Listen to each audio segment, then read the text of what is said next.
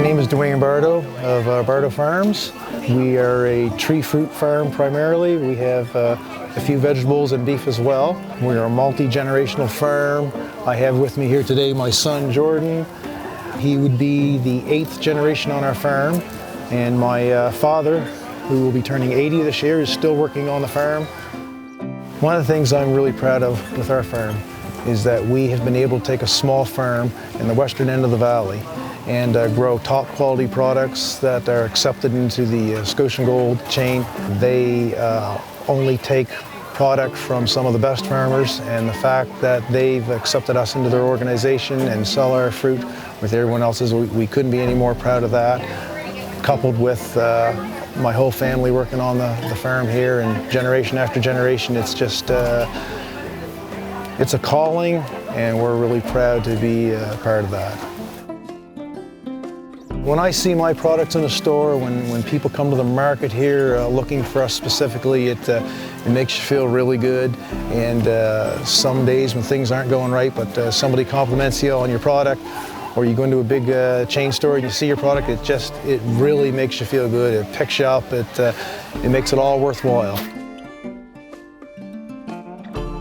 One of our better varieties is Honeycrisp, and Ambrosia is another one. At this stage, these Ambrosia, they're only about half the size that they're going to be when we pick them in a few months' time, or a few weeks' time, I should say.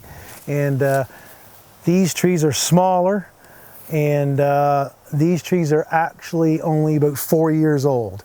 But because they're so small, they won't stand up on their own. And if you can see, if you want to come in a little closer, we've had to erect some large posts in the ground, and on these posts we fasten wires. Anywhere from 2 to 5 wires go on these trees. If we add a lot of wires, then we don't do anything but fasten the trees right to the wires. In this case, we added less wires, and we attach this metal post called conduit. Some guys use bamboo, and some use little rods to go up here. Whatever you use, you fasten them securely to the wires using some clips that you'll see right here. And then once the stakes are added to the wires and tight, then the tree, no matter how high it is, we can use these little rubber ties and secure it to the post. And this is what we call a trellis system, and this holds our trees upright through winds and through some heavy crops and what have you. Because as I said before, they don't have the root system to support themselves. So you might ask, why would we go to all that expense to grow an apple tree?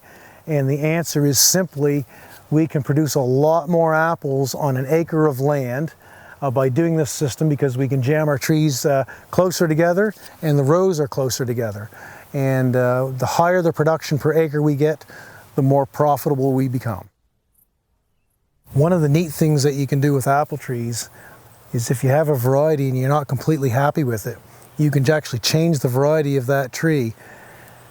So one of the varieties that we started growing here a few years ago was called Sonia. It's a really great apple, but it doesn't seem to be doing that great in the marketplace. So along with our packer, we decided to switch that variety over to the Honeycrisp variety.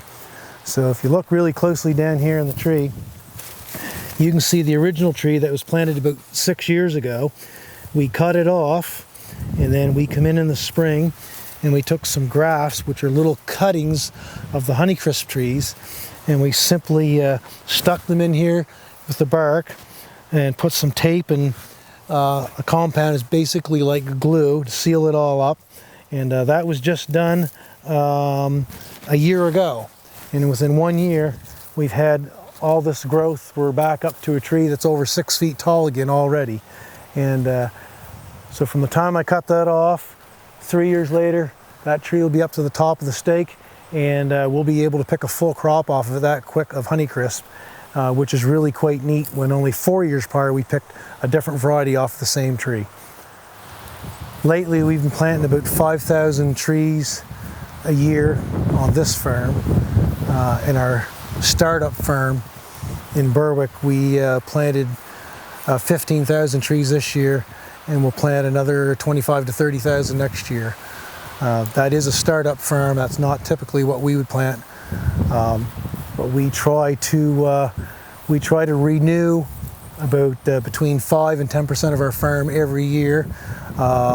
We also do a small expansion every year. The expansion mode is coming to an end because we've almost used up all of our available land to date. The reason there's a bunch of old apples on the ground is because these trees produce much heavier crops than what we want. It's simply called hand thinning, and so we adjust the crop load. We take off any of the culls, the apples that may have a blemish on them or an insect damage, or sometimes just the wind chafing them against the branches can cause a little brown speck like that, which it becomes unmarketable, and the stores don't want that to sell. So we can remove all those, and by doing so we help the overall crop and health of the tree, and it gives a much nicer finished fruit, good size, good color, and much more enjoyable to pick as well. This is a little toy we have. It's called the Chariot. It's an electronic platform, battery operated. It allows the boys to go along and do top work in the trees without having to move ladders, and it's a lot safer and a lot less stressful. Yeah, so when we want to plant a new block of orchard, if you don't have land already cleared, the first thing you have to do is this was all forested land. So a number of years ago we had the trees cleared off, the stumps removed, and then there was a long process of a few summers picking rocks off to clean it up well enough so the tillage equipment could go in and get it ready for the trees. So we have to amend the soil in that time, which means adding lime and fertilizer and bringing the fertility requirements up to where they need to be. And then we stake it out, and as I mentioned before, we get a GPS guided tractor to go in and plant the rows nice and straight. And in this case here, it's hard to tell, but we also had the land ridged, so we pulled a lot of the topsoil in to where the root zone is going to be in these trees down here. The process of planting is a very expensive one, and we only use high value cultivars now. This block is planted to Premier Honeycrisp, and it has that name because it's an early variety. It comes 2 weeks earlier than the regular Honeycrisp, so it's going to allow us to enter the marketplace that much earlier and to spread our harvest season out by an extra 2 weeks as well. And these trees were planted at 2.5 feet, and the rows are 11 feet apart. We trellised these with 3 wires and some what's known as grape rod. These rods here were 9 feet, and they're fastened to the wires, and then the trees are fastened to those rods there. And moving forward, we're going to plant this same type of orchard. In the future, we're probably going to add 1 or 2 more wires to make it that much sturdier. This orchard was actually trellised the day before Hurricane Dorian hit us last year, and we just got the trees tied up in time. The half a dozen or so that we didn't get actually blew over and broke, so we proved within the first day that our trellis system works. We hope to put a small crop on these trees next year. As you can see, they're getting close to reaching the top of the trellis, and the following year, it'll be their 5th year. They'll be in full production, and our goal is to pick 40 to 50 bins an acre, and each bin is about 750 pounds of fruit. Last year we planted 7,000 trees in here, and we put another 4,000 in this year, and then we'll finish up next year with the last few thousand, so it'll be a nice little block when it's all done. We have started another operation in Kings County in partnership with another farm, and we did that because we couldn't get the land here locally. If land became available, we'll probably keep on going, and I guess there really is no limit. You might wonder why I would keep going. It's just a bad habit. like to plant and we like to grow, and as long as we can get the labor to harvest our crops, we've got no real intention of slowing down.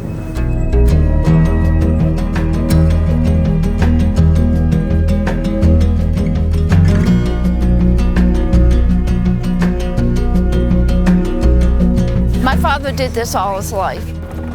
My mom was one of the founding members of this market, which has been going for 33 or more years. And I've always been at the market since I was a kid, and then it just keeps going on and on. My name is Janie Barteaux. It's gotten a lot bigger. I mean, I forget how many vendors there were when it first started, but it's just over the years, it's grown and grown. More variety, of course, more people coming. It's really good. My husband Al and I work together. It's a 3rd century family farm, quite small.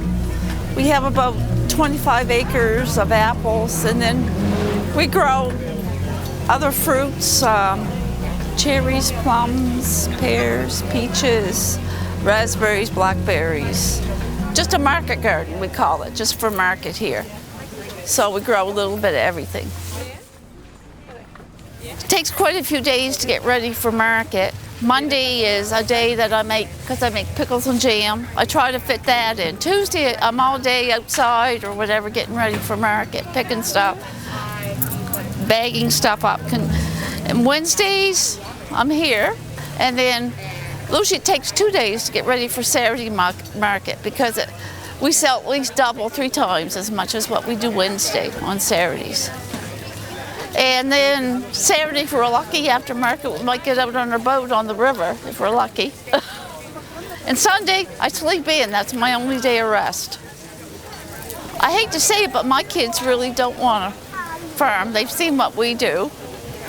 It's not an easy life, really, for what you get. The weather is a huge challenge lately. We've had 3, this will be the 4th rotten year. You know, last year was Dorian, then the year before was a drought, I think. And then the year before we had the big frost that wiped out almost 70% of our crop. The weather's not in our favor now. We get earlier frost, which usually wipes out our whole cherry production. It's hard being a farmer. It's not, you have to love it or you wouldn't do it. Makes me feel like I'm doing something that I should be, or maybe that I was meant to do. I can't really say I'd rather be doing anything else, even though, you know, from day to day, week to week, it's pretty tough. You know, I never had a day off in 3 years. This year, I just started taking Sunday afternoons off. My name is Neil Ellis. I sell seasonal vegetables and microgreens year round. I started growing microgreens in my home, in my basement, under a couple lights for smoothies, and started eating them in smoothies and salads and stuff, and it snowballed. I started doing sun shoots and retailing them at Grandma's in Bear River, and it went from there. And salad mix is where it started. I retail to grocery stores throughout the week, so Fridays I deliver to Gocher's Farm Market in Wilmot, just outside Kingston, and then later on, or before and after, I'm packing for a Saturday market. So it's quite a long day, 7 to 12 at night. And yeah, Monday's pretty much just field work. Tuesday is also retail sales and restaurant orders. Wednesday's field work. And Thursday's also retail and restaurant orders. So the week's pretty busy. First thing I got to do is go into the greenhouses and make sure everything's watered. And that's usually probably 2 to 3 times a day. Make sure all the micros are watered. And yeah, and then move on to making sure what I need for orders is out of the field, and then packing orders, and then delivering orders pretty much. And then field work would normally come after that, later in the day. Right now I grow in soil and I water by hand. I do about 100 flats per week this year. Last year at my peak I was doing around 150 trays a week. So it's quite good for watering by hand and for one person.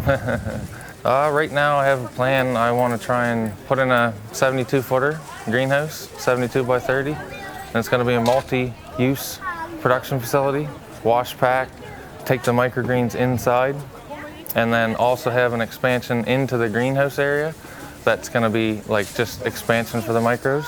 And then I'll have another 50 feet of production area for tomatoes and cucumbers. And I'm going to move the tomatoes and cucumbers out of the other greenhouse and focus on greens in that house to try and just streamline things and make it the way it should be. Because right now I'm juggling with one 50-foot greenhouse, trying to do it all in one: nursery, micros, hot crops, everything. So it's quite challenging. Always lots of challenges. I don't know what my biggest success would be. Making it work, starting from nothing and making it work. Last year I did pretty well revenue-wise, and it's been growing about 25 to 30% revenue-wise per year. So that to me is a good success. And yeah, as far as goals go, I just want to get it dialed in and be able to grow it a little bit bigger, and probably, you know, and hire maybe one employee would be great. I find there's only about probably 10% of the demographic that buys real food. It's a sin, really. I wish people just knew the value of real food. Well, that's kind of what I do wish, is that more people would know what microgreens are and see the value, because it's been hard to get people to pay the price that I need.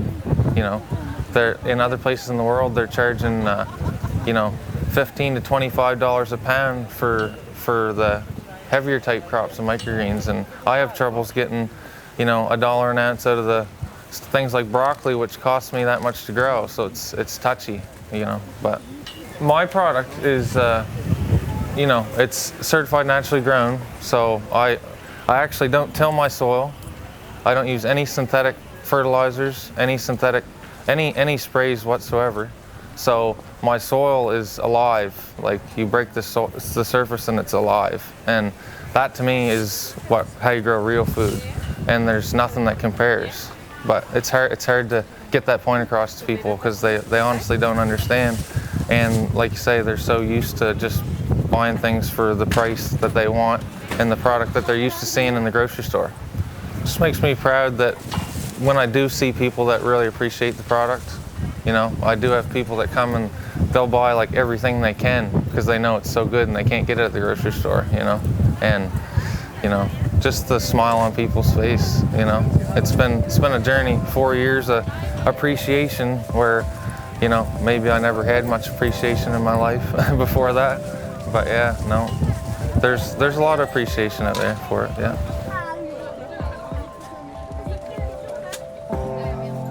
Right now, my main goal is to inspire the next generation to take over. I have a passion for farming. My name is Danny Bruce. I'm the 6th generation of the Bruce family farm in Centerley, Nova Scotia. We grow organic beef, and we've been coming to the market for about 25 years. My wife used to be the manager here, and she thought we should have a booth. I thought she was foolish, and so she came for the first year on her own, and now you can't keep me away. I really enjoy meeting customers and talking to people about their likes and dislikes of food. To be a small farm in today's world to me is a real blessing. To be able to be my own boss is a very, you know, it's one of the things I look forward to every day when I get up. I try not to get up too early because the work never gets done, no matter how early I get up. So I start out with looking after the animals. The animals all have to be fed before I get my breakfast. Whether it's the chickens, the cows, the sheep, the goats, whatever it is there, it needs to be looked after. And then I come in and have my breakfast, and I try to get the day organized. A lot of it's crisis management. Certainly in certain times of the year, there's always the jobs that need to be done. Sometimes it is just taking the day for what it's worth and what presents itself at the time. It lasts usually till dark. There's always something that needs to be done. That's why it doesn't start as early as it used to. So yeah, we keep working until we're exhausted or until somebody comes along and wants to talk. So we enjoy somebody coming along to talk. So yeah, we enjoy that. So in '96, we decided to be certified organic. And we just think it's a better way of looking after the animals, the land, the soil, and our health. A lot of our customers are sick, and so that's kind of a downside in a way, because I'm counting on sick people to keep me in business. So that's a negative thing in a way, but it's also a blessing when people come and say, you know, you've got organic apples or you've got organic grass-fed beef, and they're thrilled to death that they can find that and find it locally. Part of the reason I come to the market is to find out what the customer wants and how I can satisfy their customer better. We are continually working to improve our knowledge of the soil and the soil life and the soil health. It's unbelievable, the knowledge that's out there. We have more livestock underneath the soil that most people walk on every day that don't understand how it works, that makes our farm what it is, that helps us deal with adverse weather conditions.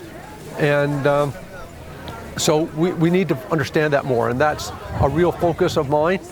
We count on, for example, seaweed as our mineral source, and we use that as to add the nutrients to our soil. We also use plants that have deep roots that bring the nutrients to the top of the soil where the other plants can get them. We need to educate people to how food is raised and how we can raise good food. Not everybody will eat organically. That's not my goal. It's to educate people to know what they're eating. And you can make the decision of whether that's a good product for you or not. And that's most important. Not to buy some label that you don't believe in. That's not important. It's important to understand what you're eating. If we have people on the farm and take a time to go visit your local farm and talk to the people, education will fix all problems.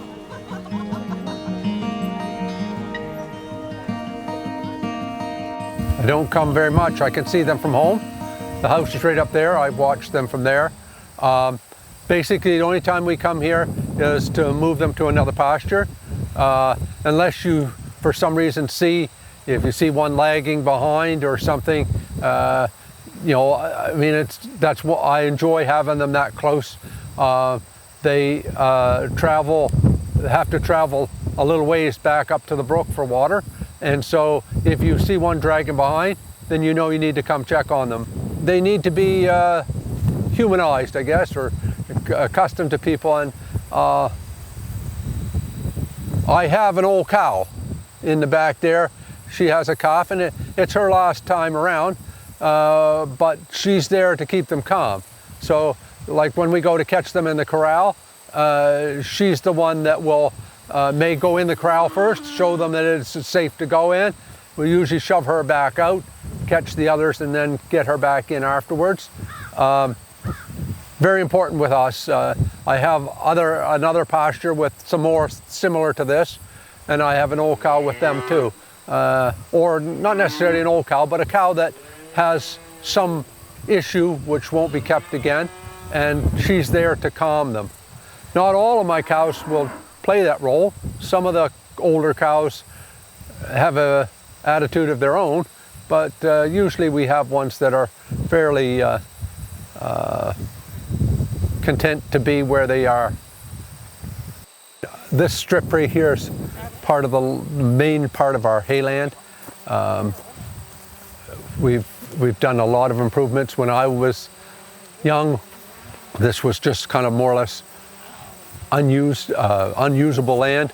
It was a lot of, and we had it all landformed and fixed up, and now it's unbelievable the difference it makes. Well worth the investment. You know, we need to take pride in our job. Whether we're building a road or growing a cucumber, if we can't take pride in what we're doing, then there's no point in doing it, as far as I'm concerned.